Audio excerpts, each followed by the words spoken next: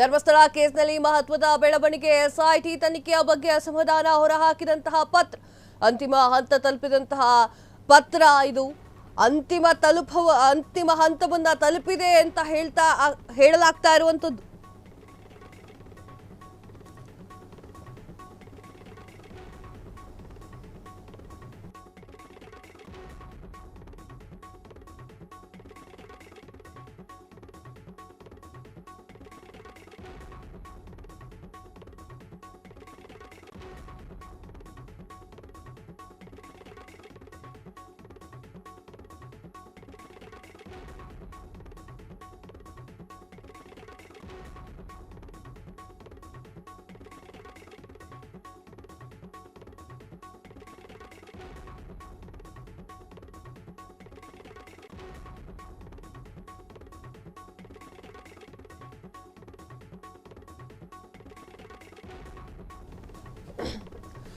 ಧರ್ಮಸ್ಥಳ ಕೇಸ್ನಲ್ಲಿ ಮಹತ್ವದ ಬೆಳವಣಿಗೆ. ಎಸ್ಐಟಿ ತನಿಖೆಯ ಬಗ್ಗೆ ಅಸಮಾಧಾನ ಹೊರಹಾಕಿ ಪತ್ರ ಅಂತಿಮ ಹಂತ ತಲುಪಿದೆ ಅಂತ ಹೇಳಲಾಗ್ತಾ ಇರುವಾಗಲೇ ಪ್ರಕರಣದಲ್ಲಿ ಹಲವಾರು ಮಹತ್ವದ ಬೆಳವಣಿಗೆ. ಎಸ್ಐಟಿಗೆ ಪತ್ರವನ್ನ ಬರೆದಂತಹ ಮಹಿಳಾ ಆಯೋಗ ಧರ್ಮಸ್ಥಳ ಕೇಸ್ ಕೇವಲ ಚಿನ್ನಯ್ಯನ ಹೇಳಿಕೆ ಕಳೆಬರಹ ಉತ್ಖನನಕ್ಕೆ ಸೀಮಿತವಾಗಿದೆ. ರಾಜ್ಯ ಮಹಿಳಾ ಆಯೋಗದಿಂದ ಅಸಮಾಧಾನ. ಅತ್ಯಾಚಾರ ಕೊಲೆ ಪ್ರಕರಣಗಳು ಅಸಹಜ ಸಾವುಗಳಲ್ವೇ? ಸಹಜ ಸಾವು ಹೇಗಾಗತ್ತೆ? ಅನುಮಾನಾಸ್ಪದ ಸಾವು ಪ್ರಕರಣದ ಬಗ್ಗೆ ಸಮಗ್ರವಾಗಿ ತನಿಖೆಯನ್ನ ಮಾಡಬೇಕು. ರಾಜ್ಯ ಮಹಿಳಾ ಆಯೋಗದಿಂದ ಎಸ್ಐಟಿ ಮುಖ್ಯಸ್ಥರಿಗೆ ಪತ್ರ.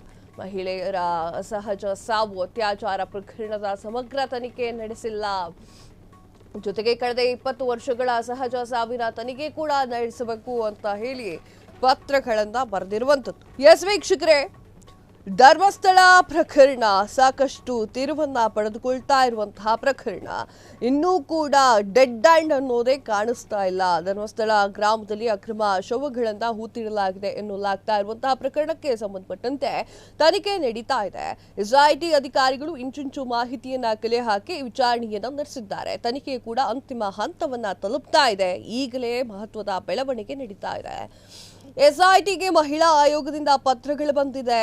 ಅಸಮಾಧಾನವನ್ನು ಹೊರಹಾಕಿದ್ದಾರೆ. ಧರ್ಮಸ್ಥಳದಲ್ಲಿ ನಡೆದಂತಹ ಅಸಹಜ ಸಾವೇನಿದೆ ಅದಕ್ಕೆ ಸರಿಯಾದ ತನಿಖೆ ಆಗಬೇಕು. ಧರ್ಮಸ್ಥಳ ಕೇಸ್ ಕೇವಲ ಚಿನ್ನಯ್ಯನ ಹೇಳಿಕೆ ಕಳೆಬರಹವನ್ನ ಉತ್ಖನನ ಮಾಡುವುದಕ್ಕೆ ಸೀಮಿತವಾಗಿದೆ ಅಂತ ಹೇಳಿದ್ರೆ ಅದು ನಾವು ನಂಬ್ತಾ ಇಲ್ಲ. ರಾಜ್ಯ ಮಹಿಳಾ ಆಯೋಗ ಅಸಮಾಧಾನ ಹೊರಹಾಕಿದೆ. ಧರ್ಮಸ್ಥಳದಲ್ಲಿ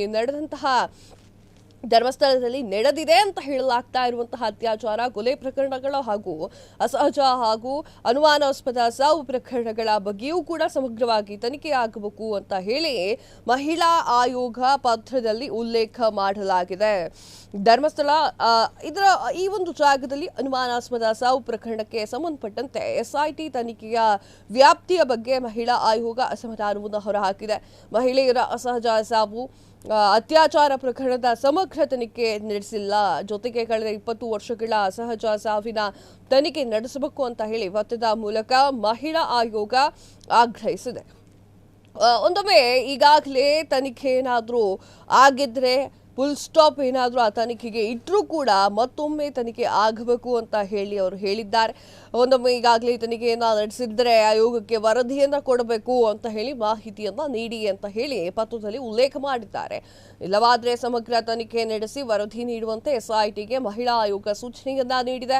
ಕಳೆದ 20 ವರ್ಷದ ಅಸಹಜ ಸಾವಿನ ತನಿಖೆಗೆ ಅಂತೂ ಆಗ್ರಹಿಸಿದಂತಹ ಮಹಿಳಾ ಆಯೋಗ ಇಂದು ಕೂಡ ಎಸ್ಐಟಿ ತನಿಖೆಯ ವಿರುದ್ಧ ಅಸಮಾಧಾನವನ್ನ ಹೊರಹಾಕಿದ್ದಾರೆ. ಇವರಿಗೂ ಕೂಡ ಎಸ್ಐಟಿ ಅಂತರವನ್ನ ಏನು ಈ ಒಂದು ಪ್ರಕರಣಗಳನ್ನ ತನಿಖೆ ಮಾಡ್ತಾ ಇರುವಂತದ್ದು ಎಸ್ಐಟಿ ತನಿಖೆಯನ್ನ ಮಾಡ್ತಾ ಇದೆ.